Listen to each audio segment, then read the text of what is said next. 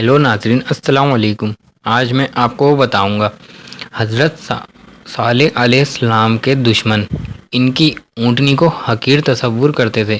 اللہ تعالیٰ جب کسی لشکر کو تباہ کرنے کا مقصد فرماتا ہے تو وہ دشمن کو حقیر کردانیے لگتا ہے۔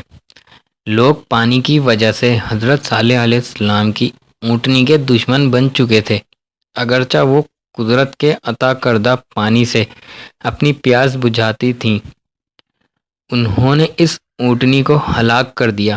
حضرت صالح علیہ السلام نے فرمایا کہ تم نے اونٹنی سے حسد کیا ہے، لہٰذا 3 دن کے بعد تم اللہ کے عذاب کی لپٹ میں ہوگے، اور تم اس عذاب کو ٹالنا چاہتے ہو تب تم اس اونٹنی کے بچے کو پکڑو جو پہاڑ کی جانب بھاگ رہا ہے، اس طرح شاید تم عذاب الہی سے بچ جاؤ،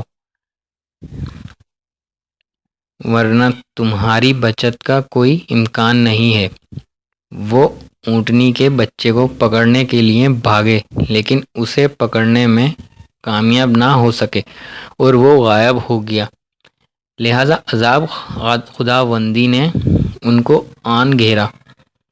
پہلے روز ان کے چہرے زرد ہوئے، دوسرے روز سرخ ہوئے، توبہ کی گھڑی گزر چکی تھی، اور تیسرے روز اونٹ کے مانند گھٹنوں کے بل آئے، اور حضرت صالح علیہ السلام کی پیش گوئی کے عین مطابق تھا۔